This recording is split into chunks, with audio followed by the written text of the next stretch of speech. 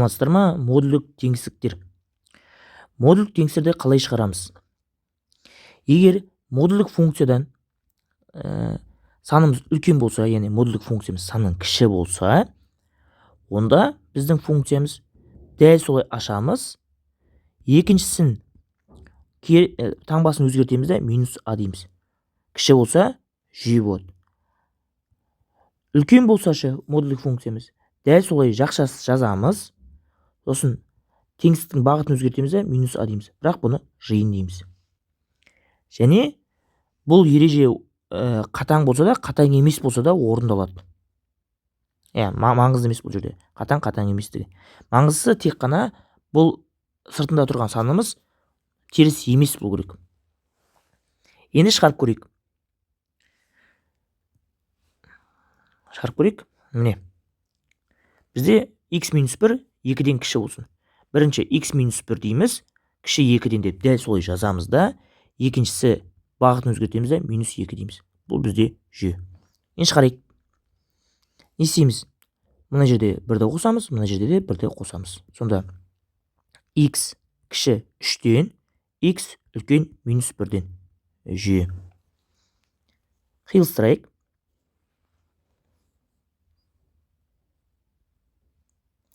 Бірінші минус 1 жазамыз кіші санды, сосын 3 жазамыз. Біріншісі x 3-ден кіші дейді. Міне. Және екіншісі минус 1-ден үлкен дейді. Сонда қиылысқан аралық ол бізде міне. Яғни минус 1-ден x минус 1-ден 3-ке дейін. Келесі. x плюс 2 модулдегі 3-ден үлкен. Онда x плюс 2 үлкен 3-ден деп дәл солай жазамыз. Және x плюс 2 кіші минус 3-ден дейміз де жиын дейміз. Немесе жиынтық. Так, плюс 2-ден құтылу үшін азайтамыз 2-ні, яқтында азайтамыз 2-ні. Сонда x үлкен 1-ден, x кіші минус 5-ден. Жиынтық қалай не істейтін едік? Жиынтық бізде біріктіру еді. Сонда кішісі минус 5 жазайық бірінші. Сосын 1. Бірінші теңсіздігіміз x үлкен 1-ден дейді. 1-ден үлкен. Екіншісі x минус 5-ден қатаң кіші дейді. Енді біріктірсек, бізде қандай аралықтар шығады? Минус шексіздіктен минус 5-ке дейін. Және 1-ден плюс шексіздікке дейін. Енді жаңа айтып кеткендей, бізде сыртындағы санымыз теріс емес болса дедік, теріс болса қалай болады? Теріс болса бізде 2 ғана жауап болады. Мысалы, мына теңсіздігімізді ала қойып, егер бізде x минус 1-іміз минус 2-ден кіші, және x плюс 2-іміз минус 3-ден үлкен десек, міне. Яғни минус сан болса. Қалай істер едік? Егер модульдік функциямыз теріс санның кіші болса, ол мүмкін емес. Себебі модулден бізде теріс емес сан шығады. Яғни оң сан немесе 0. Олардың барлығы минус 2-ден үлкен болар еді. Минус саннан. Мына жерде минус 3-ден үлкен дейді. Ол модулден шыққан сан. Барлығы минус 3-ден үлкен болады, сондықтан минус шексізден плюс шексіздік болады жауап. Енді теріс емес санды қарадық. Теріс санды қарадық. Не қарастырылмады? Бізде 0 ғана қарастырылмады. Бізде енді x-1 деген функцияны ала берейік. x-1 функциямыз 0-ден кіші болса, 0-ден кіші, яғни қатаң кіші болса, 0-ден кіші сандар ол теріс сандар. Ал модульдік функциядан шыққан сан теріс бола алмайды. Сондықтан жауап жоқ болады. Егер сол x-1-іміз 0-ден үлкен немесе тең болса, модульден шыққан санымыз жаңа айтқанымдай оң сан болады, және 0-де болуы мүмкін. Сондықтан жауап минус шексізден плюс шексіздік болады. Яғни үстінде көрсетілгендерге ұқсайды, бірақ айырмашылық бар. Егер біздің x-1-іміз 0-ден кіші немесе тең болса, яғни ол 0-ден кіші бола алмайды, жаңа анықтадық. Ал 0-ге тең бола алады. Яғни бұл жерде бізде теңсіздігіміз теңдеуге айналады. Яғни тек қана бір ғана нүктеге тең ол 0-ге. Сонда бізде x тең болады 1. Оны былай көрсетейік, бір ғана нүкте. Егер x минус 1-іміз нөлден қатаң үлкен болса ше, яғни бізде қатаң емес үлкен болса, үлкен емес тең, біз минус x плюс x екенін білеміз. Себебі модульден шыққан санымыз немесе оң сан болады, немесе 0 болады. Енді мына жерде айтады, ол тек оң сан дейді. Себебі 0-ге тең емес ол. Сондықтан біз оны жазамыз x минус 1 тең емес 0-ге дейміз. Сонда x тең емес 1-ге болады. Ал 1-ге тең емес дегенде біз аралықпен қалай көрсетеміз? Ол минус x-тен 1-ге дейін барлық сандар және 1-ден плюс x-ке дейін барлық сандар. Бұл бізде 1-ге тең емес деген жауап. Немесе қалай көрсетуге болады? X бізде барлық сандар, яғни барлық сандар жиыны тек 1 емес. 1-ден басқа барлық сандар жиыны деген сөз. Соңғы не қалды? Түрі қалды енді бізде. Соңғы түрі бізде, егер бізде модульдік теңестікте екі жағында да модуль тұрса. Сонда мына жерде де оң сан шығады, мына жерден де оң сан шығады деген сөз. Онда бұны квадраттасақ жеткілікті. Сонда не болады бізде? X квадрат плюс 6x плюс 9 үлкен емес тең x квадраттан. Және бұл таңба сақталады. Ары қарай шығарайық. X квадратты солға қарай жүрейік. Ол не болып барады бізде? Минус x квадрат болып барады.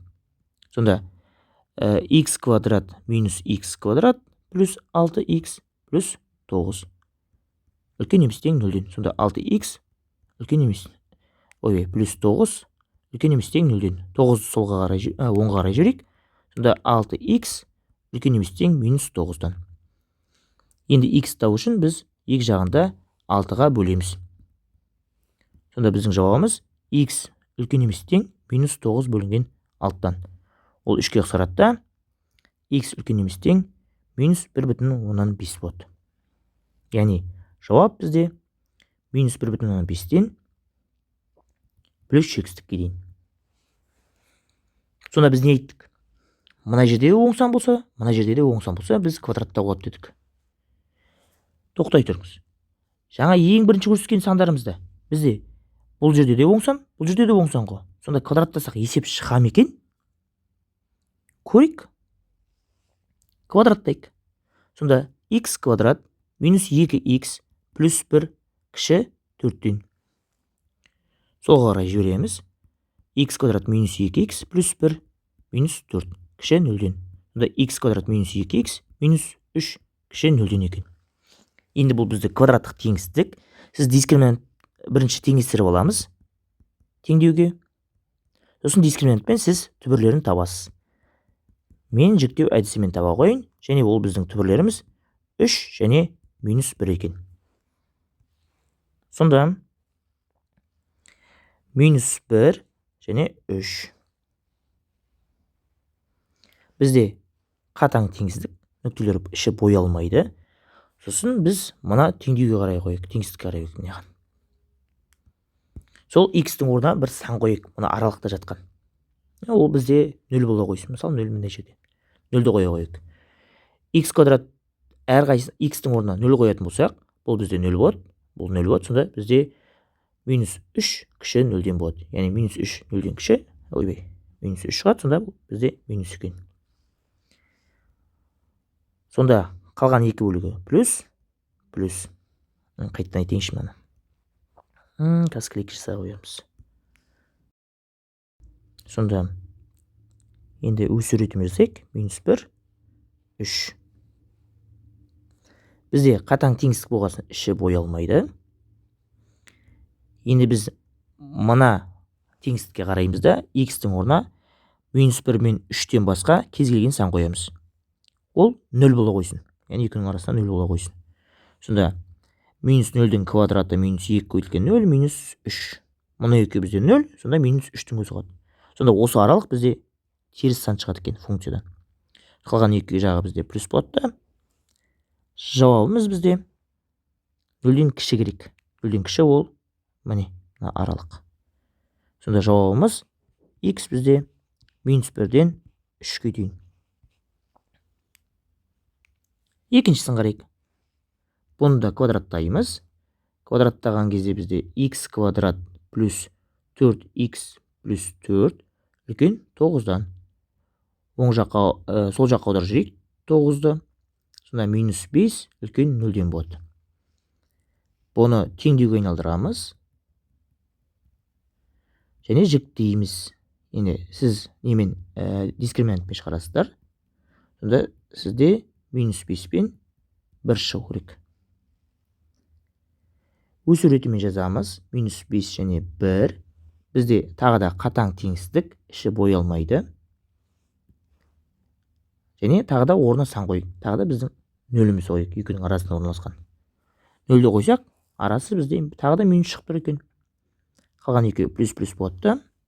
Бізге 0-ден жоғары керек. Ал 0-ден жоғары деген бізде плюс аралық еді. Сонда біздің жауабымыз x бізде минус шексіздіктен минус 5-ке дейін және 1-ден плюс шексіздікке дейін. Дәл сондай жауап шықты. Енді барлық жағдай қарастырдық. Енді есептер шығарайық. Бірінші есебіміз біздің 0-ге тұр екен. Яғни жаңағы бізде теңсіздік айналдырып жүретін едік. X тең емес 0-ге деп па? Сразу жоқ деп жазатын едік. Енді бұны ұмытып қалып отырсақ, біздің негізгі ережемен жазайық. Негізгі ережеміз, егер бізде кіші болса, дәл солай жазамыз. Осын үлкен деймізде минус таңбасын қоямыз, бірақ бізде не жақта 0 екен. Дәл сол таңбамен тұра береді және жүйе дейміз. Бұл жерде теңсіздігіміз шығып тұр уже. Сондықтан 1-ден есеп жаза берейік. Дейді 0. Біріншісі 0-ден кіші дейді. Қатаң кіші. Екіншісі 0-ден қатаң үлкен дейді. Енді қиылысуын табамыз. Бұл жерде қиылысып тұрған жоқ. Сонда жауап жоқ. Бұл жерде бізде не болатын еді? Немесе тең болса, минус 3x тең 0-ге болатын еді, x тең 0 болатын еді. Яғни дербес жағдаймен. Бірақ біз жаңа ережемен шығатын көрсетейік. Минус 3x кіші немесе тең 0-ден және минус 3x үлкен немесе тең 0-ден. Бұл бізде тағы жүйе. Қалай шығарамыз? Мына жақта минус 3-ке бөлеміз. Мына жерде де минус 3-ке бөлеміз. Теңсіздікті минуске бөлсек, бізде теңсіздіктің бағыты өзгереді. Енді бұны шығарайық. Бізде бір ғана нүкте, ол 0. Біріншісі қатаң үлкен дейді, қатаң емес үлкен дейді, немесе тең бар. Екіншісі кіші дейді. Бұның жалғыз қиылысқан нүктесі ол 0 деген нүкте. Сонда жауап осы болады. Көрдіңіз ғой? Жаңа ережені жаттасаңыз болады. Ережені жаттамасаңыз, ең бірінші көрсеткен амал бар, солмен шығарсақ болды. Сол методпен шығарсақ болды, есеп қалай болса да шығады. Келесі. Келесі. Кіші 1-ден. Енді тағы бір жолы есептің шығару. Егер бізде модульдік теңсіздік бізде саннан кіші болса, оны жүйе түрде көрсетсек болады. Қос теңсіздік ретінде көрсетсек болады. Яғни бізде жүйе шығады, соны қос теңсіздік ретінде көрсетсек болады. Яғни бүйтеміз x кіші 1-ден дейміз де, сосын соның минус амалын көрсетеміз. Сонда жауап шықты міне. X бізде минус 1 мен 1-дің арасында екен. Дәлелдеу керек болса, бірінші x кіші 1-ден дейміз, x үлкен минус 1-ден дейміз. Жүйе дейміз. Соны бүйтіп сызамыз. Бірінші минус 1, сосын 1. X 1-ден кіші, минус 1-ден үлкен. Сонда жауабымыз минус 1 мен 1-дің арасында. Көрме, бірнеше методы бар екен. Міне, енді мынаны қарайық. 5 минус 2x кіші немесе тең 5-тен дейміз. 5 минус 2x үлкен немесе тең минус 5-тен дейміз. Бұл бізде жүйе. Не істейміз? Минус 5-ті азайтамыз. 5-ті азайтамыз. 5-тен құтылу керекпіз біз. Сонда теңсіздіктің сол жағында минус 2x қалып қояды. Мына жерде 0. Астыңғы теңсіздікте минус 2x қалады да, мына жерден бірақ минус 10 болады. Минус 2-ге бөлеміз. Үстіңгі теңсіздік пен астыңғы теңсіздікте амалдар бірдей. Сонда бізде бұл жерде x қалады, бағыт өзгереді 0. Бұл жерде x қалады, күте тұрыңыз, мына қате ғой. Бағыт өзгереді да, бұл жерде плюс 5 болады. Жүйе. Қиылыстырайық. 0 мен 5-тің арасы. Бірінші, 0-ден үлкен немесе тең дейді. Және 5-тен кіші немесе тең дейді. Қиылысқан жері x бізде 0 мен 5-тің арасында. Қатаң емес болғасын, тік жақша болады. Енді жаңа көрсеткен екінші методпен шығамы. Қандай? Қос теңестік ретінде жазады. Көрейік. Минус 5, 5 минус 2x, яқта 5 болады. Міне, қалай шығарамыз? 5-ті азайтамыз бірінші. Яғни біз на 5-тен құтылу керекпіз. Минус 5, минус 5, минус 10 болады. Яқта минус 2x қалып қойды. 5 минус 5, 0.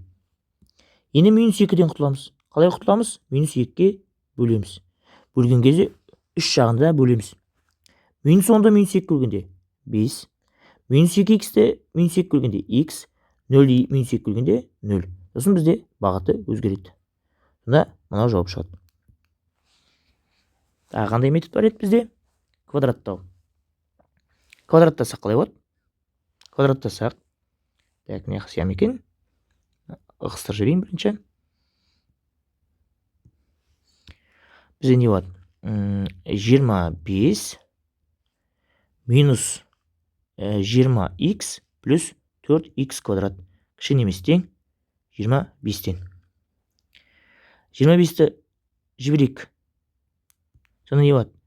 Бірінші стандарт түрде жазайық. 4x квадрат бірінші болады. Минус 20x болады. Сосын 25-іміз бар. Және көшіп келген 25-іміз минус 25 болып келді. Сонда 4x квадрат минус 20x кіші немесе тең 0-ден. 25 пен минус 25 жойылып кетті. Егер теңестірсек, бізде теңдеуді аяқ жалғастырсақ болады. Сыймай жатыр. Теңестіреміз. Сосын x жақшаны сыртына шығарып, 4x жақшаны сыртына шығарайық сразу. X минус 5 тең 0. 4x тең 0, x сонда 0. X минус 5 тең 0, x сонда 5. Енді бір координатты сәулеге саламыз. 0 бар бізде, және 5 бар. Бізде қатаң емес еді, сондықтан іші боялады. Шатасып кеткен жоқ шығарсыз да, сыпайым бүйтіп бөліп. Так, сосын енді біз қай теңсіздікке қараймыз деген сұрақ. Біз мынаған қараймыз. Ең соңғы ықшамдалған түріне қараймыз. Теңсіздіктің бір жағында 0 болу керек. Енді x-тің орнына біздің жаңа ұнайтын 0-ді қоя алмаймыз. Неге? 0 мына жерде тұр. 0 қоя алмаймыз. Онда біз 1 қойайық. Сонда 4 минус 20 шығады. Ол минус 16 еді. Яғни минус сан. 1 болса, значит минус екен. Ол 1 0 мен 5-ің арасында, яғни мына жақта минус. Қалған екі жағымыз бізде плюс болады. Енді не дейді? Функциямыз 4x квадрат минус 20x ол 0-ден кіші дейді. 0-ден кіші ол минус аралық. Не жауап? Міне. 3 методпен де шығардық, 3-ме де шығады екен. Енді сіз осының ішінен өзіңізге оңайын таңдаңыз. Мен сізге немін өсиетім, егер модульдік функциямыз сызықтық болатын болса, онда қос теңсіздігіміз жарап кетеді. Келесі екі есепті қос теңсіздікпен шығарып көрейік. Содан қайтадан негізгі методке ауысамыз. Не дейміз? Минус 0,5, x минус 2, яққа 0,5. Минус 2-ден құтыламыз, 3 жаққа да 2-ні қосамыз. Сонда 2 азайту 0,5 болады бұл жерде. Ол 1,5. X минус 2 плюс 2 ол бізде x-тің өзі қалды. Ал 0,5-ге 2 қоссақ 2,5. Сонда x бізде 1,5 пен 2,5-тің арасында. Әдем болмай қалды. X бізде 2-ден 3 пен 2,5-тің арасында дей қойыш. Міне әдем болды енді. Келесі есеп бізде 2x плюс минус 1 үлкен 7 дейміз де, жаққан дәл солай ашамыз. Және кіші дейміз де минус 7 дейміз. Бұл бізде жиын болады. үстіңгі теңсіздікке де астыңғы теңсіздікте бірді қосамыз, яғни минус бірді оңға жіберсек плюс бір болып барады. Сонда бізде 2x үлкен 8-ден 2x кіші минус 6-тан. Енді 2-ге бөлеміз, үстіңгі теңсіздікке де астыңғы теңсіздікке де. Сонда бізде x үлкен 4-тен x кіші минус 3-тен жиын. Енді қиылыстырайық. Минус 3 және 4. 4-тен үлкен минус 3-тен кіші. Әдемі қостайық. 4-тен үлкен минус 3-тен кіші. Жауаптарын біріктіреміз. Сонда бізде жауабымыз минус шексіздіктен минус 3-ге дейін және 4-тен плюс шексіздікке дейін. Үлкен болса бізде жиындар еді. Яғни x плюс 2 үлкен 4-тен x плюс 2 кіші минус 4-тен жиын. 2-ден құтылайық. Азайтамыз 2-ні, мынақта да азайтамыз 2-ні. Үстіңгі теңсіздікке де астыңғы теңсіздікте бірдей амал қолданады. Сонда бізде үстіңгі теңсіздігімізде x үлкен 2 алады, астыңғыда x азайту минус 6. Енді бұны біріктірейік. Минус 6 және 2. Бірінші теңсіздігіміз айтады 2-ден үлкен дейді. Екінші теңсіздігіміз минус 6-тан кіші дейді. Сонда жауабымыз минус шексіздіктен минус 6-ға дейін және 2-ден плюс шексіздікке дейін. Келесі есеп. x плюс 1 үлкен 0-ден. Біздің неміз жаңа ерекшеміз. Ол жерде не болады? x плюс 1 тең емес 0-ге еді. Және x тең емес минус 1-ге. Сонда минус шексіздіктен минус 1-ге дейін және минус 1-ден плюс шексіздікке дейін болатын еді. Бірақ біз оны ережемен шығарып көрейік. Не істейміз? Дәл соны жақшаша жазамыз. Сосын бағытын өзгертемізде минус қоямыз. Бірақ бізде 0 болғасын 0-дің өзі қолай береді. Үстіңгіден астыңғыдан да бірді азайтамыз. Сонда бізде x үлкен минус 1-ден x кіші минус 1-ден болады. Біріктірейік. Бізде бір ғана нүкте, ол минус 1. Бірінші рет 0-ден минус 1-ден үлкен дейді, қатаң үлкен, және минус 1-ден кіші дейді. Біріктірген кезде жауабымыз міне. x минус 1-ден, минус шексіздіктен минус 1-ге дейін және минус 1-ден плюс шексіздікке дейін. Келесі есеп. Бізде x минус 2 1-ден үлкен дейді. Біз өзімізге ыңғайлы қылып үлкен 1-ден деп былай жазайық. Жақшаны ашамыз, сонда минус 2 үлкен 1-ден. Жақшасы дәл солай жазамыз, сосын минус 2 кіші минус 1-ден дейік. Бұл бізде жиын. Сонда алымда бөлімде 2-ні қосамыз. Сонда бізде x үлкен 3-ден x кіші 1-ден болады. Енді осыны қиылыстырсақ, біріктірсек, жиын екенбізде. Мынақты 1, мынақты 3. Бірінші теңсіздігіміз x үлкен 3-ден дейді, екіншісі 1-ден кіші дейді. Сонда жауабымыз x бізде минус шексіздіктен 1-ге дейін және 3-ден плюс шексіздікке дейін.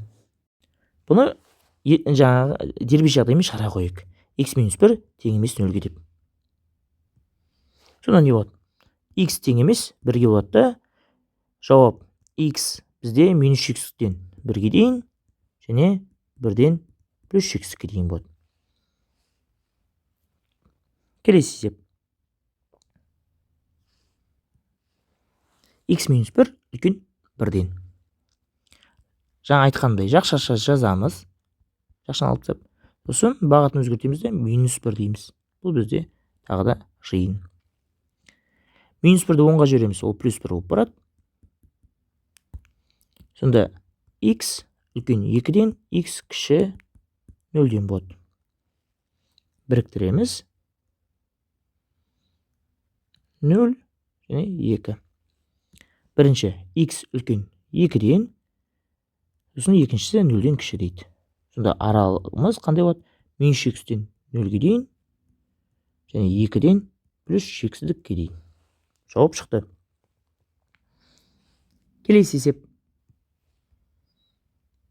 Міне уже қызық есеп пайда болды, x квадрат плюс 2 модульдегі x кіші немесе тең 63.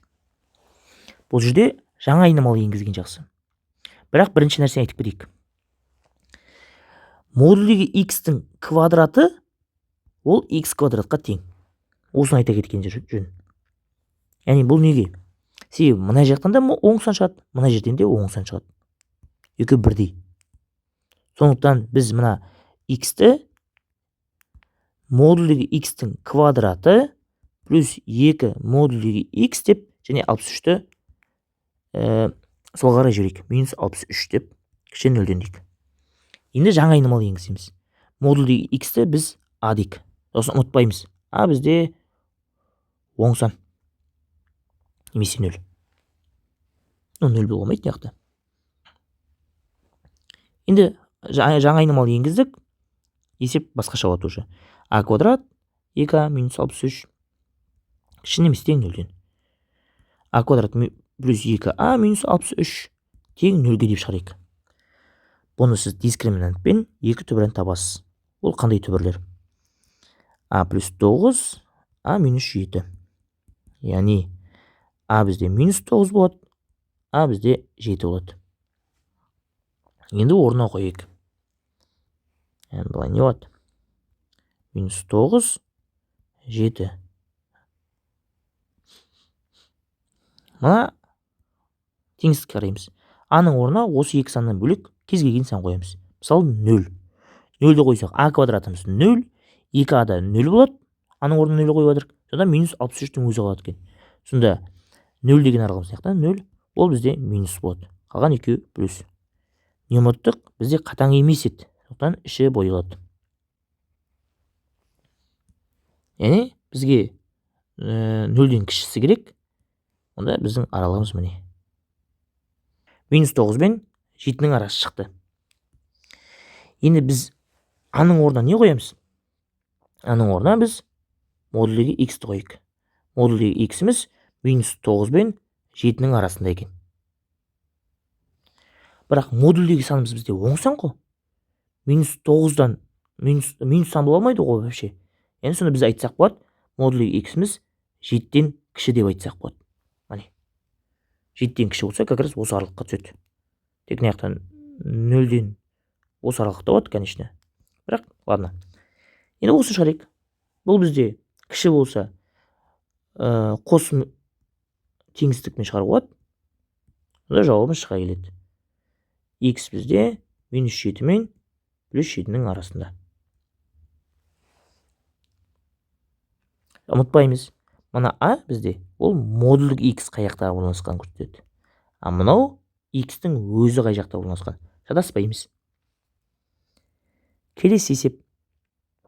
X квадрат минус 9x қатаң үлкен 0-ден. Бұл жерде дербес жағдайда қолдана қойған жақсы. Логиканы есімізге түсіреміз. Модульдегі x бізде теріс емес. Яғни 0-ден үлкен немесе тең. Бірақ мына қатаң болып тұр, немесе тең деген нәрсе жоқ. Онда тек 0-ге тең емескен көрсеткісі келіп отыр. x минус 9 тең емес 0 дейміз. Сонда x тең емес 0, x тең емес x минус 9, ойбай, не жаза қойын? X минус 9 тең емес 0. Яғни әр көбейткішті жеке-жеке 0-ге теңестірдік. Бұл жерде тең емес дедік, иә? Сонда x тең емес 9-ға. Яғни x барлық сан бола алады, бірақ 0 мен 9 ғана бола алмайды екен. Сонда x бізде минус шексіздіктен 0-ге дейін, 0-ден 9-ға дейін, және 9-дан плюс шексіздікке дейін. Осы тең емес дегенде координат сәуледе қалай көрсету болатын? Қызық болса, соны жаза қойып. Мысалы бізде 0 бар, және 9 бар. Тең емес дегенде қалай көрсетеміз?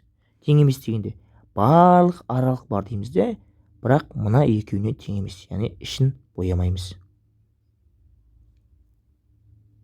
Тең емес деген осылай көрсетіледі. келесі 2х плюс 5, 4х плюс 1 кіші 1-ден. Бізде модулдік функция саннан кіші болса қалай істейміз? Қос теңестік қылатын едік қой. Минус 1, 2х плюс 5, 4х плюс 1 мыняққа 1 дейтін едік. Бірақ бұл тек қана сызықтық теңсіздік болса деп айттым. Бірақ мыняқта сызықтық функция емес, мыняқта бізде рационал бөлшек болып тұр. Сондықтан біз ереже бойынша 2х плюс 5, 4х плюс 1 кіші 1-ден дейміз. Және 2х плюс 5, 4х плюс 1 кіші минус 1-ден дейміз. Бұл бізде жиын болады. Екеуін жеке-жеке шығарамыз. Бірінші 2х плюс 5 бөлінген 4х плюс 1 кіші 1-ден дейік. Бірді сол жаққа жібереміз. Сонда 2х плюс 5, 4х плюс 1 минус 1 кіші 0-ден болады. Біздің мақсатымыз теңсіздіктің бір жағына 0 болу керек. Енді ортақ бөлім келтіреміз. 1-ге 4х плюс 1-ден береміз. А болған 1-ден бола береді. Сонда 2х плюс 5 минус 1-ді 4х-ке өтсек минус 4х, минус 1-ді 1-ге өтсек минус 1 бөлімде 4х плюс 1 кіші 0-ден. 2х-тен 4х азайтамыз. Минус 2х, 5-тен 1 азайтамыз. Плюс 4 бөлімде 4х плюс 1 кіші 0-ден. Рационал бөлшек теңсіздікте алымын жеке 0-ге теңестіреміз. Бөлімін 0-ге тең емес дейміз. Осы арқылы біз анықталу облысын іздеген жоқпыз. Негізі бөлімі 0-ге тең болмау керек, сондықтан жеке оны анықталу облыс қылып табатын еді. Бірақ біз мына жақта уақытты экономдап отырмыз. Енді бұдан шығарайық. Минус 2х тең минус 4-ге, 4-ті 10-ға жаққа жібердік. Енді минус 2-ге бөлеміз. Сонда х тең 2 болады. Бұл жерде қалай шығарамыз? Минус 1-ді 10-ға жібереміз. 1-ді 10-ға жібереміз, ол минус 1 болып барады. Сосын 4-ге бөлеміз. Мыналар тең ғой. 4-ге бөлеміз, сонда х бізде минус 0,125. Не істейміз енді? Координат сөйлеуге саламыз. Минус 0,125 және 2. Таулар салайық аралықтарымызды. Қарайық. Бізде қатаң теңсіздік. Қатаң теңсіздік болса, іші боялмайды. Яғни мына тең емес дегеннің рөлі ойналмай қалады бұл жерден. Енді х-тің орнына сан берейік. Мынаған қараймыз. Х-тің орнына 0 деген қойық. Сонда алымында 4 болады, бөлімде 1 болады. Ол 4. Бізде плюс қой. Сонда бізде мына ортасында 0,125 пен 2-ның арасында ол 0 деген. Ол плюс болады. Қалған екі жағымыз минус. Жауап қандай болады? 0-ден кіші дейді. 0-ден кіші ол минус аралық. Міне. Енді екіншісін шығарайық.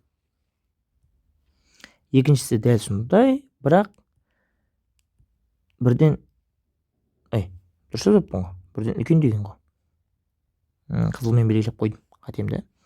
Сонда 2х плюс 5, 4х плюс 1 үлкен минус 1-ден. Дәл жаңа алгоритммен минус 1-ді солға жібереміз. Ол бізге плюс 1 болып барады. Плюс 1 үлкен 0-ден. Ортақ бөлім келтіреміз. 4х плюс 1-ден береміз. 1-ге көйткесін, ол дәл сондай сан болып шыға келеді. 4х плюс 1 болып шығады. Бөлімде 4х плюс 1 үлкен 0-ден. Енді ақшамдайық. 6х плюс 6 бөлімде 4х плюс 1 үлкен 0-ден. Алымын бөлік 0-ге теңестіреміз. Сонда х минус 1-ге тең болады. Бөлімін 0-ге тең емес дейміз. Бұл жерде бізде жаңа саным шығады, яғни минус 0,125 шығады. Енді координат сөйлеуге салайық. Координат сөйлеуде бірінші минус 0,125 минус 1-ді көрсетеміз бірінші. Содан кейін ғана минус 0,125-ді көрсетеміз. Тауларды салайық. Бізде қатаң теңсіздік болғасын іші боялмайды. Енді мынаған қараймыз. Х-тің орнына сан қойық. Жаңағы 0-мізді қойық. Сонда бізде 0-ді қойсақ 6 алымында, бөлімде 1 шығады. Енді нөл қаяқта? Нөл мына жерде. Сол жақ бізде плюс екен. Плюс, минус, плюс. Бізге нөлден үлкен керек. Яғни бізге плюс керек екен. Онда аралығымыз міне. Енді осы екі аралықты, табылған екі аралықты біз біріктіреміз. Яғни бізде жиын ғой.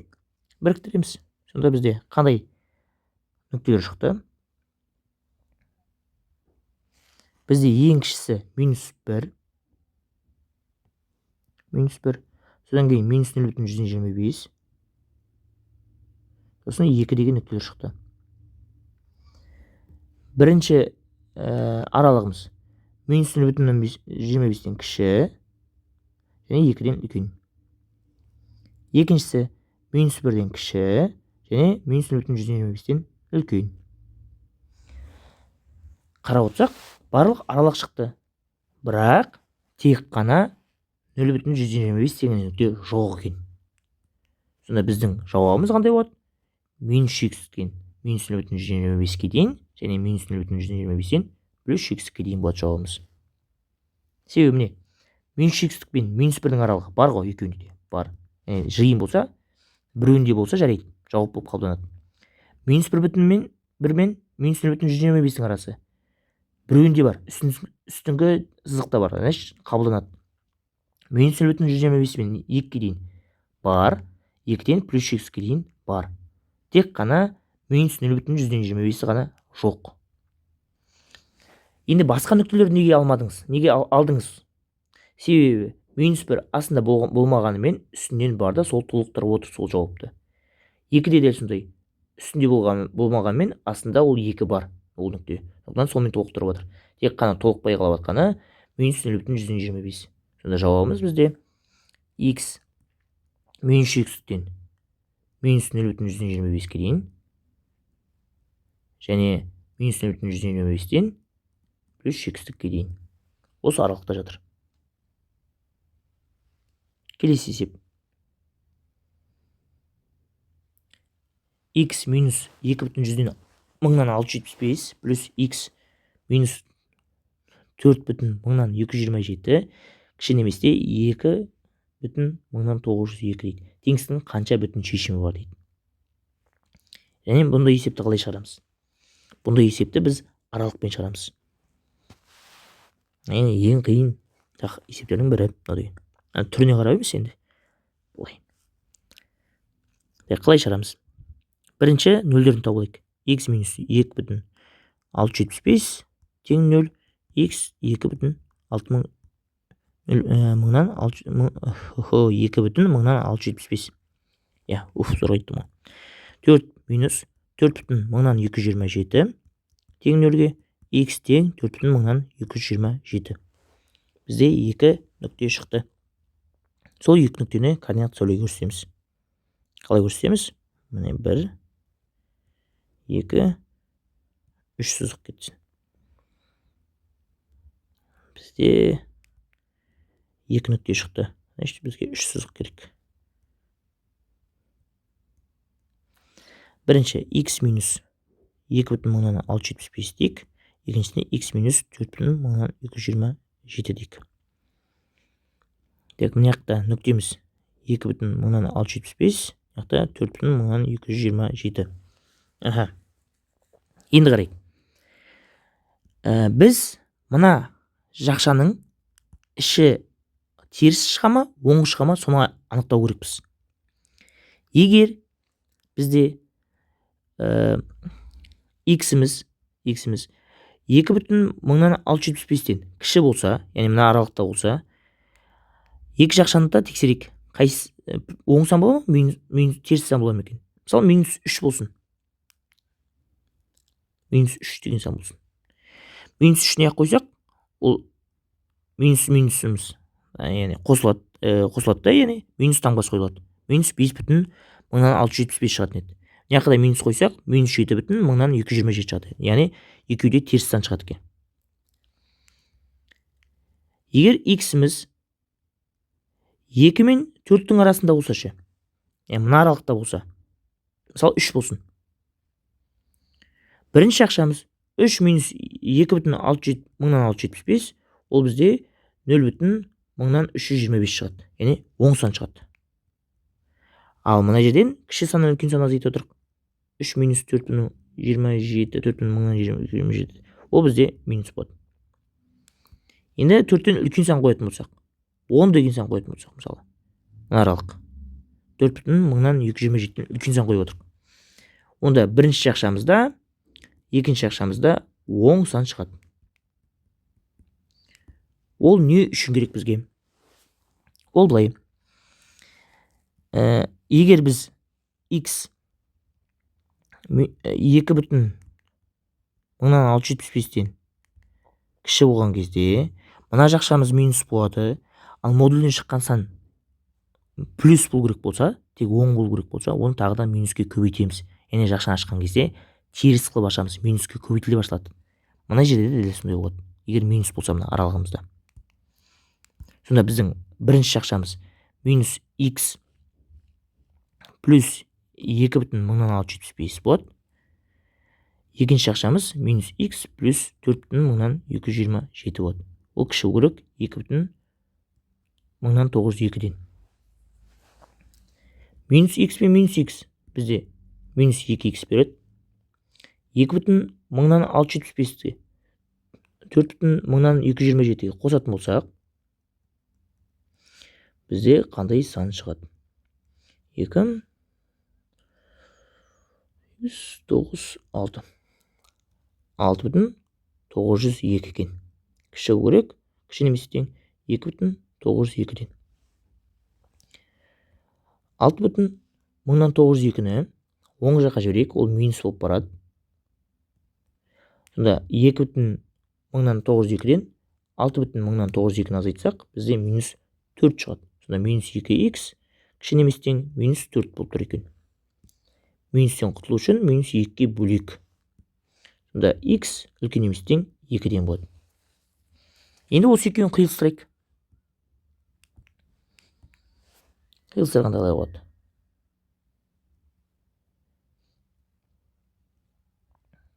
Екі 2,675. Бірінші 2,675-тен кіші дейді. Екіншісі 2-ден үлкен немесе тең дейді. Қиылысқан жері 2 мен 2,675-тің аралығы. Бірақ біздің есебіміз неше бүтін шешім бар дейік. Сол тек бүтін шешімінді жаза қойықшы. Яғни негізі біздің жауабымыз не жақта? 2 мен 2,675-тің арасында. Бірақ сол аралықтағы тек бүтін мәнді ала қойық. X не жақта 2-ге тең екен. Қабылданды. Келесі. X бізде осы екеуінің арасында болсашы. 2,675 пен тең дейік. 4,227-ның арасында болсашы. Онда біреу плюс, екіншісі минуспен ашылады. Біріншісі плюс, яғни дәл сол күйінде өзгермей ашылады. Екіншісі минуспен ашылады. Сонда минуске көбейтеміз. Кіші немесе тең 2,902. Плюс x пен минус x жойылады. Енді минус 2,675 пен 4,227. Біреу плюс, екіншісі минус, яғни азайтамыз. 2,675 азайтамыз. 2, 5, 5, 1. Сонда 1,552, ана жақта 2,902. Дұрыс па? Мына салыстырма дұрыс па теңсіздік? Дұрыс. Онда мына аралық толығымен кіреді деген сөз жауапқа. Яғни ол қандай аралық? 2,675, 675, 4,227. Осы аралық кіреді толығымен.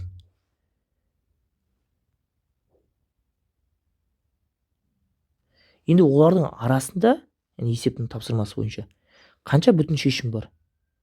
Оның арасында 3 бар және 4 бар. Сол екі жауапты қоса қойық. 3 пен 4. Енді соңғысы қалды. X бізде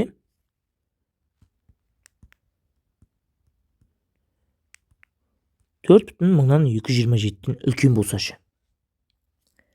Онда бірінші ақшамыз бізде екеуі де плюспен ашылады, яғни x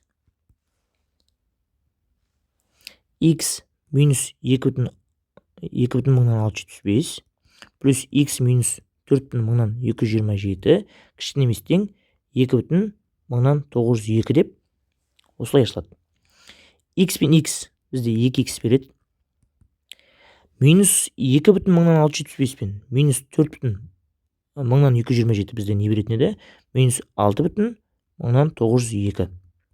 Яқта 2,902. Не істейміз? 6,902-ні оң жаққа жібереміз. Сонда бізде 2x мынау қосылып барады.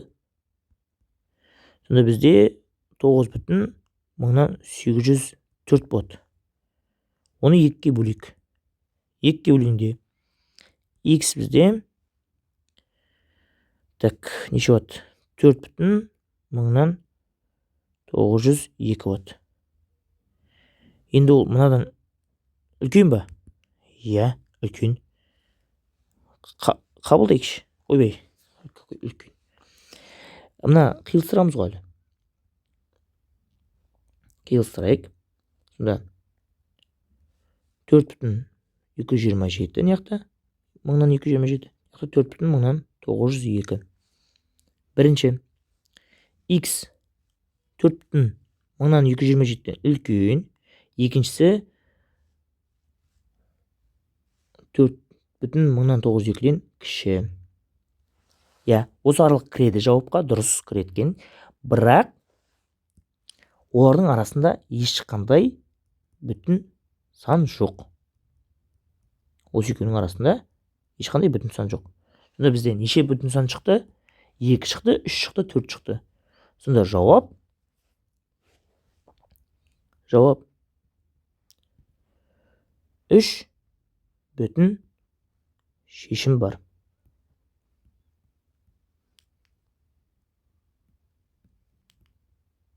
Болды. Келесі есеп. Бұл да дәл сондай қылып шығады есеп. Бірінші түбірлерін таба аламыз. Бізде 1,992 мен 2,18 шықты. Сосын аралыққа салып, кестеге салып, біз қай кезде минус, қай кезде плюс екенін таба аламыз. Енді тағы бір не? Сізге лайфхак. Мына түбірдің несі? Теңсіздің түбірі қандай шықты бізде? Теңдеудің түбірі 1992 болды ғой. Соға дейін ол минус болады да, содан кейін плюс болады. Сөйтіп жатсақ болады. Ал x минус 2018-ден қандай түбір шықты? Міне 2018 шықты. Соған дейін плюс болады да, содан кейін соған дейін минус болады, содан кейін плюс болады. Не жасап алдық. Енді тексерейік аралықтарды. Бірінші x 1,992-ден кіші екенін қарастырып аламыз. Екеуі де минуспен ашылады. Ықшамдап келген кезде 0,10-нан 9,965 пен 1,992-нің арасында болады. Біздің есебіміз бойынша қанша бүтін шешім бар? Олардың арасында тек қана 1 деген бүтін сан бар. Келесін қарайық. Енді екінші аралықты қараймыз. Біріншісі плюспен, екіншісі минуспен ашылады да, x-тер жойылып кетеді. Жаңа бірінші есеп сияқты. Сонда бізде қалады 0,226 кіші 2,17. Кіші ғой. Онда қабылданады да, сол аралықтың барлығы қабылданады бізде. Енді 1,992 мен 2,18-дің арасында қандай бүтін сан бар? Бізде тек қана 2 деген бүтін сан бар. Енді тек үшіншісі қалды. Енді соңғы үшіншісін қарадық. X 2,18-ден үлкен дедік. Онда бізде x-іміз міне шықты. Ол бізде не болады? Енді осы екеуінің аралығын қиылысқаны болады. Енді сұрақ. Осы екеуінің арасында қандай бүтін сан бар? 2,18 мен 3,10,135 арасында. Тек 3 деген сан бар. Сонда бізде жауаптар қандай болды? X 1, 2, 3. Және жауап бізде тағы да 3,18 шешім бар екен.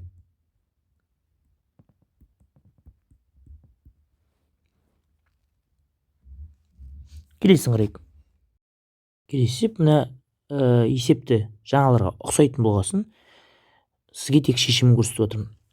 Яғни бірінші x 1,1-ден кіші деп алдық, есеп шықты.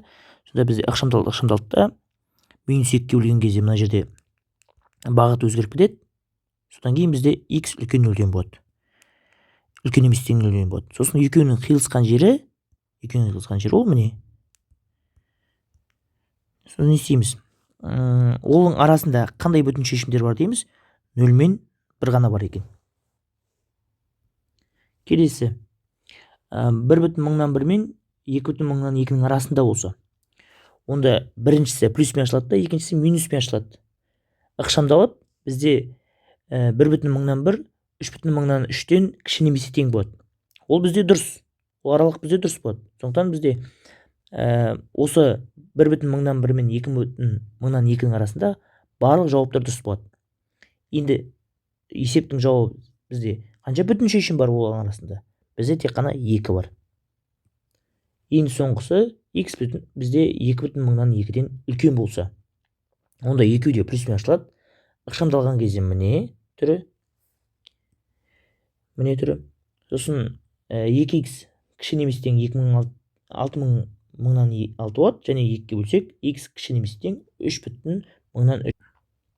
Оны 2,2 мен үстіндегі аралықпен, теңсіздікпен қиылыстыратын болсақ, бізде 2,2 мен 3,3-дің арасында болады. Ол жақта бүтін шешім міне 3. Сонда бізде 4 бүтін шешім бар екен тек. 4 бүтін шешім. Болды. Келесі есеп. Бізде екі жағында да модулдік теңсіздік екен. Не істейміз? Квадраттаймыз. Квадраттадық. Сонда x квадрат плюс 6x плюс 9 үлкен емес тең x квадраттан.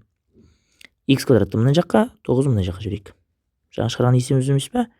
X квадрат минус x квадрат плюс 6x үлкен емес тең минус 9-дан. X квадрат мен x квадрат жойылды. 6x үлкен емес тең минус 9-дан. 6-ға бөлеміз. Сонда x үлкен емес тең минус 1,5-тен.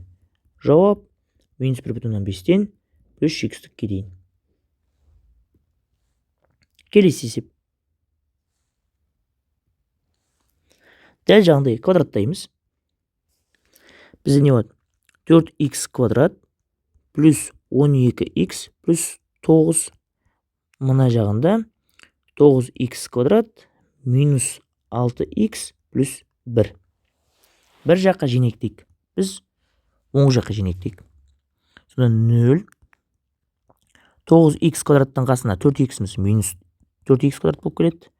Минус 6x. Минус 6x'тің қасына 12x'іміз минус 12x болып келеді. Бірдің қасына 9'ымыз минус 9 болып келеді. Сонда 5x квадрат минус 18x минус 8. Бұны теңестірейік. 5x квадрат минус 18x минус 8 тең 0. Теңестірген кезде мынаны біз қызылмен қоршап алайық. Қазір осыған қараймыз біз. Теңестірдік. Енді дискриминантпен шығарайық. Дискриминант бойынша түбірасты қалаймын сразу. Минус 18-дің квадраты минус 4 көйтілген 5 көйтілген минус 8. 18-дің квадраты неге тең? 384 шадаспасам. 4-ті 5 көйтеміз 20, 20-ны 8-ге көйтеміз 160. Минус-минусымыз бізде плюс 160 болды. Енді жауабымыз қандай шығады? Ол 484, жоқ, 584 шығады тұр. Енді ойланайық қандай сан. Так, шадасыппын мына жақта. Мына 324 екен. Сонда біздің мына жақта есебіміз бізде 484 болайын деп тұр. 484 ненің квадраты? Так, ол үшін жіктейік. 484 ерінбек, жаңа еріндік, қате жасап алдық. Так, 484 осы бөлінетін бір қандай квадрат сан бар екен? 4-ке бөлінетін көріп тұр. 121. Ол 11-дің квадраты. 121. Сонда бізде не жақта 4 көйтілген 121 4-іміз 2 болып шығады, 121 болып шығады. Сонда бұл 22 екен. Ерінбеу керек екен. Так, x тең болады. Минус v, яғни формула бойынша минус v плюс минусты біраз дискриминант бөлінген 2a. Яғни минус v плюс 18 шығады. Плюс минус 22 бөлінген 2 көбейтілген 5. Сонда 18 плюс минус 22 бөлінген 10 екен. Сонда бірінші түбіріміз 18-ге 22 қоссақ, бізде 40 шығады. 40-ты 10-ға бөлсек 4. x2 18-ден 22 азайтамыз. Бізде минус 4 шығады. Минус 4-ті 10-ға бөлсек, минус 0,4. Минус 0,4, сосын 4. Толастырайық. Сосын біздің теңсіздігіміз қатаң. Ұмытпаймыз, біз нағын қараймыз. Енді сол x квадраттың орнына біз кез келген сан қойық. 0 қойық. Өте ұнайтын. Мына жақта 0 қойсақ, минус 8-дің өзі қалады. Яғни 0 деген жерде теріс екен. 0 деген қаяқта минус 0,4 пен 4-дің арасында. Сояқ минус. Қалған екі жағымыз плюс болады. Енді сол функциямыз 0-ден үлкен деп тұр. Яғни плюс аралықты боямыз. Сонда жауабымыз минус шексіздіктен минус 0,4-ке дейін және 4-тен плюс шексіздікке дейін. Келесі есеп шығарайық. Келесі есеп. Мына жерде жаңа шығарған бүтін шешімдерін табыңыз деген есеп бар. Соған ауылмайды. Не істейік? Ең бірінші өзімізге жеңілдетіп алайық. Мына 3-тен 1 деген бар ғой. Көзге күйік болып тұр. 3-ке көбейте салайық. Сонда бізде модульдегі 3x минус 3x плюс 6 үлкен 1-ден болады. Енді әдемі болды. Ең бірінші не істейміз? 0-ге теңестіреміз. X бізде 0 болады. Сосын 3x плюс 6-ны да 0-ге теңестіреміз. 3x бізде минус 6, x бізде минус 2 болды. Енді кесте құрамыз. Кесте құрамыз. Бірінші неяққа 3x дейік. Бірінші функциямыз. Екінші функциямыз 3x плюс 6. Енді түбірлерін жазамыз. Бізде минус 2 мен 0 бар екен. Енді былай қарайық. Мына 0 деген қай функциядан шығып өтті? Мына функциядан шығып өтті. Сондықтан соған дейін минус болады да, одан кейін плюс болады. Минус 2 деген мына функциядан шығып өтті. Оған дейін минус, содан кейін плюс болады. Сөйтіп оңай тере қойық. Енді бетеміз. X бізде минус 2-ден кіші болса. Онда екі функцияда минуспен ашылады. Сонда минус 3x біздің функцияны қарап отырық. Минус 3x. Осына минус болғасын, минус деп жақшаны шығарамыз да, и минус 3x минус 6 дейміз. Үлкен 1-ден. Сонда жақшаны ашсақ, қайта мына санымыз шығады. Сонда минус 3x плюс 3x плюс 6 үлкен 1-ден. Мына екі жойылады да, 6 үлкен 1-ден болады. Ол дұрыс па? Дұрыс. Онда мына аралығымыз толығымен қабылданады. Минус 3-тен минус 2-ге дейін толығымен қабылданады. Келесі. Минус 2 мен 0-дің арасы дейік. Мына екі аралық. Біріншісі бізде минуспен ашылады. Минус 3x. Екіншісі плюспен ашылады. Яғни бізде 3x плюс 6 болып ашылады. Үлкен 1-ден. Не істейміз? Минус 3x минус 3x минус 6 үлкен 1-ден. Минус 6-ны 10-ға жіберейік. Сонда бізде ол плюс 6 болып барады. Минус 6x яқта 7. Минус 6-ға бөлеміз. X кіші минус 7 бөлінген 6. Ол x кіші минус 1,6-дан 1 дейміз. Енді бұлмен қиылыстырамыз. Қиылыстырайық. Бізде 3 түбір бар. Минус 2 деген түбір бар. Сосын минус 1,6-дан 1 деген бар. Және 0 деген бар. Бірінші айтады. Бізде берілгеніміз. Минус 2 мен нөлдің арасы. Екіншісі минус 1-ден кіші дейді. Сонда бізде қиылысқан жеріміз минус 2 мен минус 1,6-1-дің арасы. Әдейі болмай қалды. 6-1-дің арасы. Тек жақшы. Енді кеттік, соңғысы қалды. X 0-ден қатаң үлкен болса ше. Онда екеуі де бізде плюспен ашылады. 3x. Мына плюспен ашылған не түрі?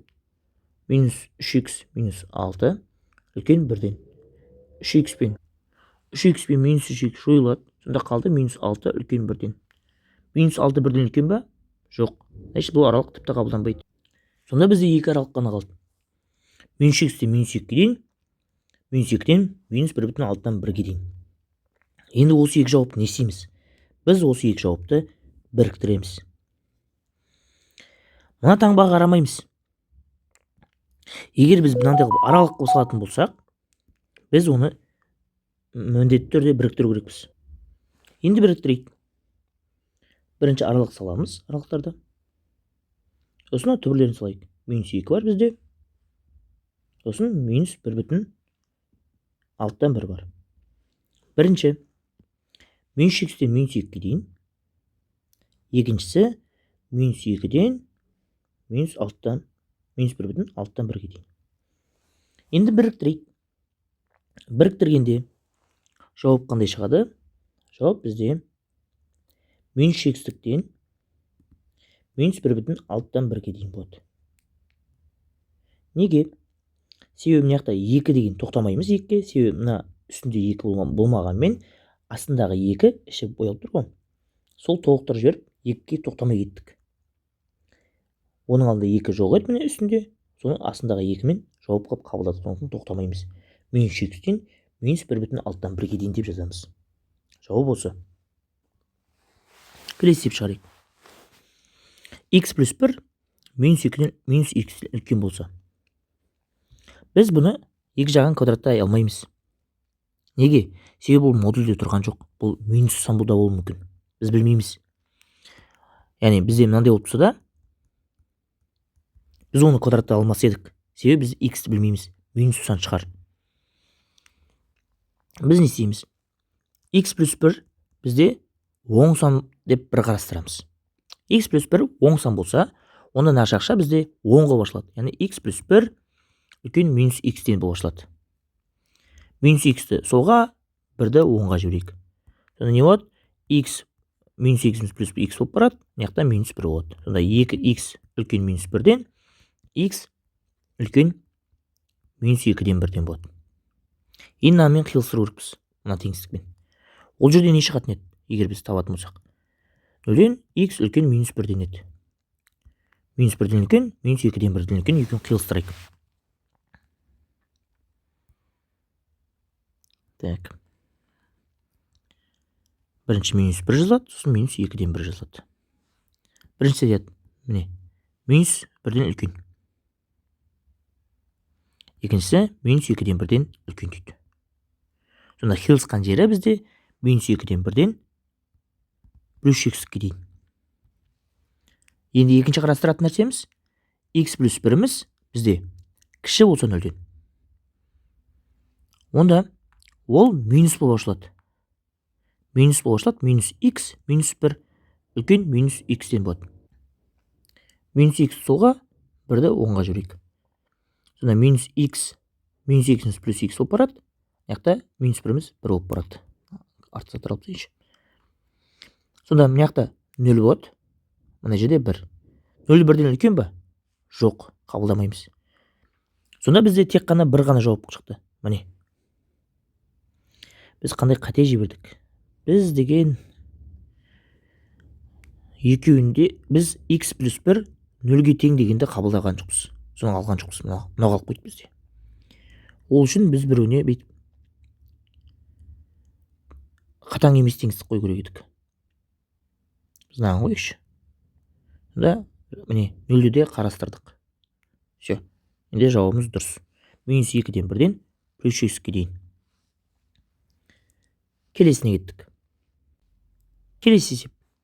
3x плюс 1 үлкен еместен 7x минус 5-тен. Енді күрделі функция екен. Сондықтан біз бете қойық. 3x плюс 1 тең 0-ге дейік. Сонда 3x тең минус 1-ге, x тең минус 3-тен 1-ге. Енді сол 3-тен 1-ден кіші болса бізде минус шығады. 3-тен 1-ден үлкен болса, минус 3-тен 1-ден үлкен болса, ол плюс шығады. Сөйтейік. X кіші болсын минус 3-тен 1-ден. Мына функциямыз бізде минус болады. Оған оны минуспен ашамыз. Минус 3x минус 1. Мына жерде 7x минус 5-іміз өзгермейді. X-терді бір жаққа, сандарды екінші жаққа жіберейік. Минус 3x-ті жіберейік оңға қарай. Минус 5-ті солға қарай. Сонда бізде минус 5-іміз солға барғанда плюс 5 болып барады. Ал 3x-іміз минус 3x барғанда плюс 3x болады. Сонда мына жақта 5 минус 1 4. Мына жақта 10x. Бөлеміз 10-ға 0,4. Мына жақта x. Енді осы екеуін қиылыстыру керекпіз. Қиылыстырайық. Минус 3-тен 1 сосын 0,4. Біріншісі минус 3-тен 1-ден кіші дейді. Екіншісі 0,4-тен де кіші дейді. Қиылысқан жеріміз минус x-тен минус 3-тен 1-ге дейін. Келесі. Енді біз минус 3-тен 1-ден үлкен еместен дейік. Жаңа 0-ді де алып кеттік. Яқты тең қойсақ, как раз модулден 0 шығады. Мына есепте қателесіп едік біз. Егер үлкен болса, ол плюспен ашылады. 7x минус 5. 3x жіберейік не жаққа, 5-ті не жаққа жіберейік. Не болады? 5-іміз плюс болып барады. 3x-іміз минус болып барады. Сонда не жақта 6, не жақта 4x. Бөлеміз 4-ке, сонда 1,5 тен кіші болады. Екеуін қиылыстырайық. Бірінші минус 3-тен 1-ден үлкен. Сыймай қалды не жаққа. Минус 3-тен 1 сосын 1,5. Бірінші минус 3-тен 1-ден үлкен немесе тең. Келесі 1,5-тен кіші немесе тең. Сонда жауабымыз ояқтан шығады. Минус 3-тен 1 мен 1,5-тен арасы. Екеуі де қатаң емес. Енді осы екеуін біріктіреміз. Осы шыққан екі аралықты. Мына екі аралықты біріктіру керекпіз. Қандай түбірлер бар бізде? Минус 3-тен 1 бар. Сосын 1,5 бар. Бірінші минус x-тен минус 3-тен 1-ге дейін. Екіншісі минус 3-тен 1-ден 1,5-ге дейін. Біріккені бізде шығады минус x-діктен 1,5-ге дейін. Дәл жағандай минус 3-тен 1-ді толықтырып жіберді. Астыңғы теңестігіміз. Келесі есеп.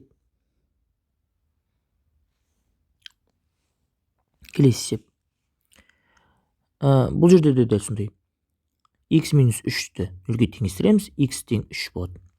Енді X бізде 3-тен қатаң кіші болса, онда мына минуспен ашылады. Бұл тұра берді сондай. X-терді бір жаққа, сандарды екінші жаққа жинейік. Сонда 3 минус 1, 2x плюс x. 2, 3x. Бөлеміз 3-ке. 3-тен 2, яқта x болады. Екеуін қиылыстырамыз. 3-тен 2, сосын 3. Біріншісі 3-тен кіші дейді. Екіншісі 3-тен 2-ден кіші дейді. Екеуін қиылысқан жері минус x-тен 3-тен 2-ге дейін. Енді x 3-тен үлкен емес тең дейік. Осылай жасақ бізде плюспен ашылады. Дәл жағында x-терді бір жаққа, сандарды екінші жаққа жинаймыз.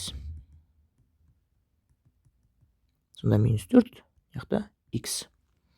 Қиылыстырайық. Бізде 3 бар, минус 4 бар. Біріншісі, x 3-тен үлкен емес тең дейді. Екіншісі, x 4-тен кіші емес тең дейді. Бізде қиылысып отқан жауап жоқ, сондықтан тек жауап мына болады. x минус x-тен 3-тен 2-ге дейін. Жауап шықты. Келесі есеп. Міне. Бізде байқасақ, бұл тек минус тұр. Сонда x квадрат плюс 5x плюс 6 модульдегі. Яқта соның минус түрінен кіші дейді.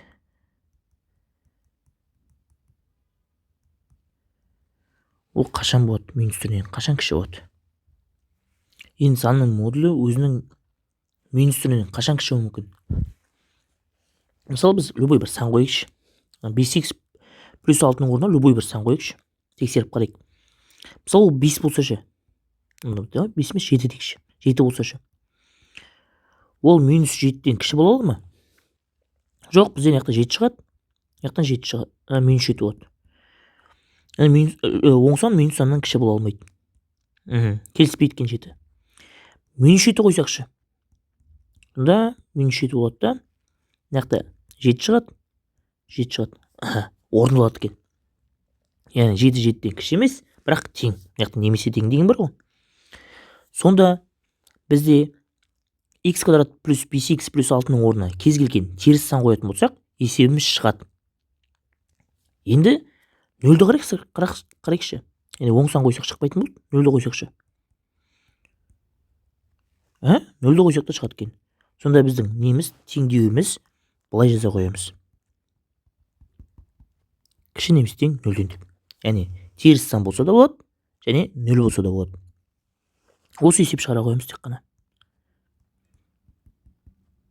0-ге теңестіреміз. Түбірлерін табамыз. Ол бізде 3 пен 2. Жақшаны шығарған кезде минус 3 болады яқта, минус 2 болады. Енді соны координатты сәулеге саламыз. Минус 3 және минус 2. Бізде қатаң емес теңсіздік еді. Енді плюс, минус, плюс дейміз. Неге? Мына x-тің орнына кез келген сан қоямыз. Біз 0-ді қойық. 0-ді қойсақ плюс шығады екен. Ал 0 мына жерде бізде. Енді кіші деп тұр. Кіші деп тұрғасын біз минус аралықты боямыз. Сонда жауабымыз x деген бізде минус 3 пен минус 2-ның арасында. Сонда бізде егер теңсіздігіміз мынандай болса, x квадрат плюс 5x плюс 6 қатаң кіші минус x квадрат плюс 5x плюс 6 болса, есеп шығар ма еді? Жоқ, мына жерде есеп шықпас еді. Сол қатаң емес болғасын ғана есеп шығып тұр. Есеп. x квадрат минус 2x плюс 1, x квадрат минус 4x плюс 4 дейді. Мұна бізде қысқаша көбейту формуласы. Ол бізде x минус 1-дің квадраты болады. Бөліміндегі де бізде x, ол да қысқаша көбейту формуласы, ол былай болады.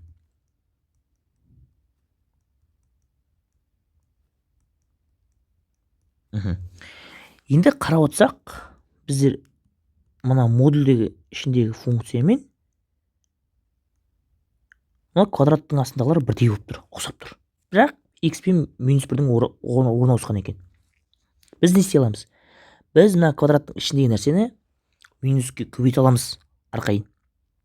Яғни оны 1 минус x квадрат дей аламыз. Осылай істей аламыз. Неге деген сұрақ болатын болса, біз мына екеуінің орнына ауыстырсақ, x квадрат пен 1-дің орнына ауыстырсақ, 1 минус x квадрат емес пе? Ол бірінші дәлелдеу. Екінші дәлелдеу. Сіз 2-ның квадрат деп тұр. Міне жақшаның ішінде. Оның ішін минуске көбейтіп жіберіп, біз минус 2-ні квадрат деп жаза аламыз. Ол бізде 4. Сондықтан бізде мына ешқандай не жоқ, қарама-қайшылық жоқ. Сосын мына екеуде квадратталып тұрғасын, оны екеуіне общий бір квадрат қылып жіберсек болады. Сонда жаңа айнымалы енгіземіз енді. 1 минус x, мына x минус 2-ні a деп аламыз. Сонда бізде мына a квадрат плюс a минус 12 кіші 0-ден болды. Қандай қате жібердік? Біз мына жерде модульге алуды ұмытып кеттік. Әдемі қылып жазайыншы. 1 минус x, x минус 2. Модульге аламыз. Енді дұрыс болды. Шығарайық. a квадрат плюс a минус 12 тең 0 дейік. Сонда бізде не болады? Дискриминантпен табасындар. Сонда a деген бізде минус 4, a деген 3. Енді аралыққа салайық. Минус 4 и 3. Бізде қатаң теңестік. Сосын аның орнына міне нағын қараймыз біз. Аның орнына 0 қойсақ, бізде минус 12 шығады. Сонда мынау минус, қалғандары плюс екен. Бізге сол 0-ден кіші дейді, минус аралық керек. Сонда жауап қандай болады? Жауап бізде минус 4 пен 3-тің арасында болады. А деген. Сонда А деген бізде модульден шыққан сан еді ғой. А модульден шыққан сан минус бола алмайды. Минус 4 пен 0-дің арасында бола алмайды ол. Содан біз оны былай көрсете қоямыз. 1 минус x бөлінген x минус 2 3-тен кіші деп. Енді осы жақшаны ашайық. 1 минус x минус 2 кіші 3-тен. 1 минус x минус 2 үлкен минус 3-тен жүйе. Енді жеке-жеке шығарайық. 3-ті сол жаққа жібереміз. Себебі 0 керек бізге. Ортақ бөлімге алып келеміз. Минус 3-ті көйтіп отырық. Минус 3-ті x көйтсек, минус 3x, минус 3-ті минус 2 көйтсек, плюс 6. x минус 2 кіші 0-ден. Ықшамдаймыз. 3x қайда? Ықшамдаймыз. Минус 4x плюс 7. x минус 2 кіші 0-ден. Енді жеке-жеке теңестіреміз. Минус 4x плюс 7 тең 0. Минус 4x тең минус 7. x тең болады. Минус 1,175. X минус 2 тең емес 0-ге, x тең емес 2-ге. Түбірлен жазамыз. Минус 1,175. Сосын 2. Қатаң теңістік. Енді біз нағын қараймыз. X-тің орнына бір сан қойық. Жаңа бізге ұнаған 0-ді қойық. Сонда бізде 7 бөлінген минус 2 болады. Яғни минус сан шығады бізде. Ал 0 деген ортасында. Сонда ол минус плюс болады. Қандай қате жүрдік? Мына біз минусты минусқа бөліп плюс сан шығу керек еді. Қатеміз сол. Сонда біздің 0-ді қойған кезде минус сан шығатын болса, минус деген бізде мына жақтан шығады. Минус 0 деген қойған кезде. 0 деген мына жақта ғой. Плюс минус болады. Енді жауабымыз қандай? 0-ден кіші дейді. 0-ден кіші болса, мына аралық керек бізге. Кеттік келесіне. Дәл сол нәрсе үлкен минус 3-тен бірақ. Солға жібереміз. Плюс 3 болып барады. Ортақ бөлім аламыз. Минус 2. Ортақ бөлім аламыз. X минус 2-ге. Сонда бізде 1 минус x. 3-ті x көйтсек 3x. 3-ті минус 2 көйтсек минус 6. X минус 2 үлкен 0-ден. Ықшамдаймыз 2x минус 5. Это x минус 2 үлкен 0-ден. Мынаған қараймыз қазір. Алымын 0-ге теңестіреміз. 2,5 x минус 2 тең емес 0-ге дейміз. X тең емес 2-ге. Енді оны біз мына жаққа істейікші. Бізге жоқ, сибирик қапталға сибирик. Бірінші бізде 2, сосын 2,5 аралық салайық. Қатаң теңестік. Сосын x-тің орнына сан қоямыз. Мынаған қараймыз біз. X-тің орнына 0 қойық. X-тің орнына 0 қойсақ, -5 бөлінген -2 плюс 2,5 болады. 0 деген жерде бізде плюс екен. Плюс, минус, плюс. Бізге 0-ден үлкен керек. Плюс керек. Енді осы екеуін біз қиылыстырамыз. Қиылыстырайық. Бізде қанша түбір бар? Бізде 1,175 бар. 2 бар. Сосын 2,5 бар. Бірінші аралығымыз бізде, міне суретке қараймыз. Міне. Екінші аралығымыз 2-ден кіші, 2,5-ден үлкен. Сонда қиылысқан аралығымыз бізде 2. Міне қиылысқан аралық. Сосын міне. Сол екеуін жауап қылып жазамыз. Сонда минус шексіздіктен. Ойбай. Минус шексіздіктен. Не қарасаңшы. X бізде минус шексіздіктен 1,175-ке дейін. Және 2,5-тен плюс шексіздікке дейін. Міне біздің жауабымыз. Келесі, біздің жаңағы теңдеуімізде. Қалай істейміз біз мына жерде? Біздің барлығын біз жаңа кестемен істейміз бұны. Интервалдар әдісімен.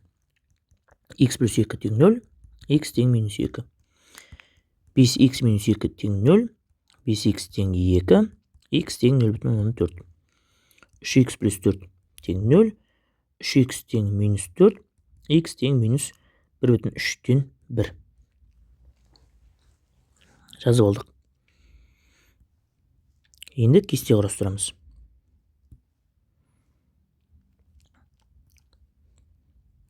Яқы x плюс 2, 5x минус 2, 3x плюс 4. Сосын өз суретімен шыққан түбірлерін саламыз. Яқы өрейінші. Так. Бірінші минус 1,3-тен 1. 1. Сосын минус 2 екен ғой ең кішісі. Минус 2. Минус 1,3-тен 1. Сосын 0,4. Сосын x плюс 2-ден шыққан түбірі минус 2. Значит, соған дейін минус болады да, одан кейін плюс болады. 5x минус 2-ден шыққан түбіріміз бізде 0,4. Значит, соған дейін минус болып келеді. Одан кейін плюс. Мына жерде енді қалды бізде.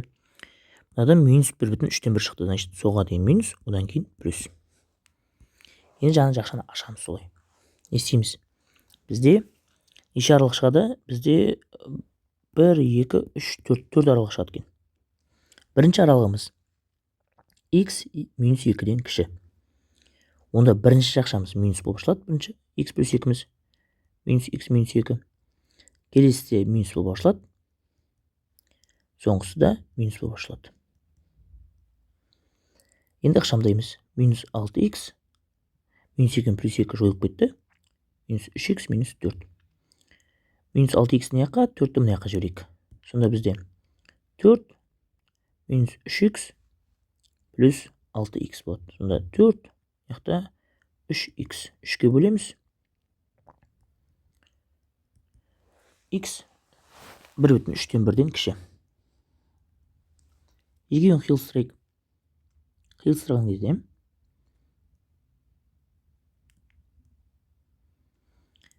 так. Минус 2, яқта 1,3-тен 1. Екеуін қиылыстырамыз. Минус 2-ден кіші дейді. 1,3-тен 1-ден кіші дейді.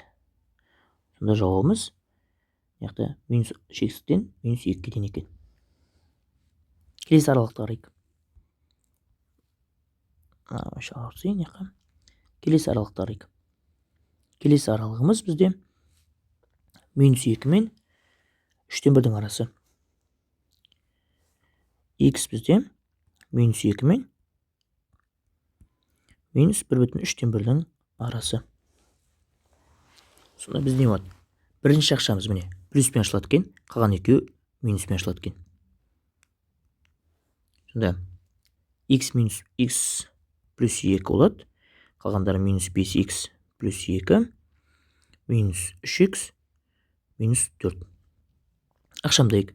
Минус 4x плюс 4 минус 3x минус 4. Сандарды солға қарай жинейік. 4 плюс 4 минус 3x плюс 4x болады. Сонда 8 неяқта x қалады. Енді осыны аралықпен қиылыстырайық. Қалай шығады? Бізде ең кішкентай минус 2, сосын бар бізде минус 1,3-1 бар, сосын минус 8 бар, плюс 8 бар. Бірінші үстіндегі аралығымыз бізде мына екеуінің арасы деп тұр міне. Сосын 8-ден кіші дейді. Сонда қиылысқан аралық ол міне. Осы аралық бізде қиылысып тұр. Сонда жауап қойып жазамыз. Яғни біздің жауабымыз минус 2 мен минус 1,3-1-дің арасы. Тік шақшамен. Енді біз үшінші аралықты араластыруымыз. Минус 1,3-1 мен 0,4-дің арасын. Мұқият қараймыз. Мынаяқта біз қатаң емес қылып алдық па? Яғни минус 1,3-1-ді қабылдадық па аралыққа? Мынаяқта қабылдамаймыз. Сонда 5x минус 2 ғана бізде минус болып ашылады. Қалған екеуі плюс болып ашылады екен. Сонда x плюс 2 болып ашыла береді. Ал мынау минус 5x плюс 2 болады. Ал мына жерде ол да плюсмен ашылады. 3x плюс 4. Ақшамдайық. Минус 4x плюс 4. Яқта 3x плюс 4. Сандарды сол жаққа жинейік. 4 минус 4. Яқта 3x плюс 4x екен. Сонда яқта 0. Яқта 7x. Бөлем 7-ге x 0-ден кіші. Енді сол аралықты қиылыстырайық енді. Қараймыз. Бізде деген 3 нүкте бар. Минус 1,3-1. Сосын 0. Сосын 0,4. Бірінші бізде 0,4 пен минус 1,3-1-дің арасы және яқта 0-ден кіші дейді. Сонда қиылысқан аралығымыз минус 1,3-1 мен 0-дің арасы екен. Енді соңғысы қалды. 0,4-тен үлкен деген. X 0,4-тен үлкен. Барлығы енді бізде плюспен ашылу керек. Бізде не болады? Қаралайын. X плюс 2 плюс 5x минус 2 үлкен 3x плюс 4-тен. Ақшамдаймыз. X пен 5x 6x береді. 2 минус 2 0. Яқта 3x плюс 4 қалды. Айнымаларды сол жаққа жинейік. 6x минус 3x үлкен 4-тен. 3x үлкен 4-тен. X үлкен 1,3-тен 1-ден. Енді қиылыстырайық. Осы екеуін қиылыстырайық.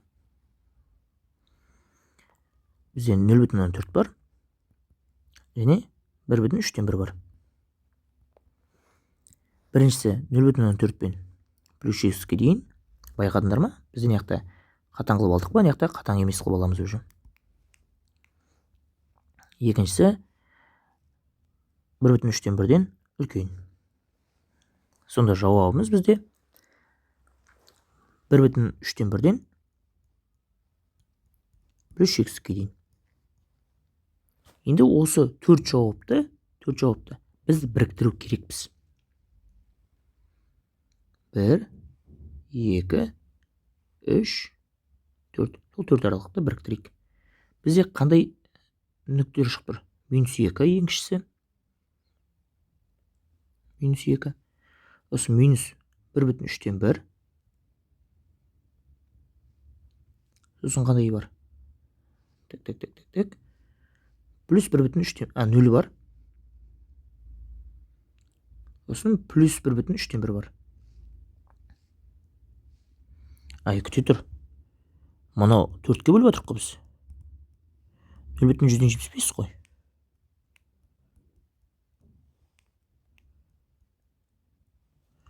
Басқа жақта да жазған жоқпыз ба? Жоқ, мына жақта дұрыс. Иә. Так. Мынау бізде 1,3-тен 1 емес, 0,175 екен. Болды енді. Енді дұрыс. Так, бірінші аралығымыз бізде -x-тен -2-ге дейін.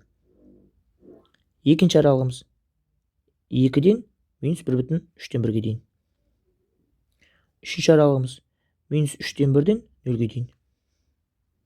Төртінші аралығымыз 0,175-тен +x-ке дейін. Үшеуін біріктіреміз. Төртеуін біріктіреміз. Сонда бізде шығады. -x-тен мына -2-ге тоқтамаймыз, міне. Іші толды. 1,3-тен 1-ге тоқтамаймыз, толды іші. Содан 0-ге дейін дейміз. Және 0,175-тен +x-ке дейін дейміз. Болды, осы жауап.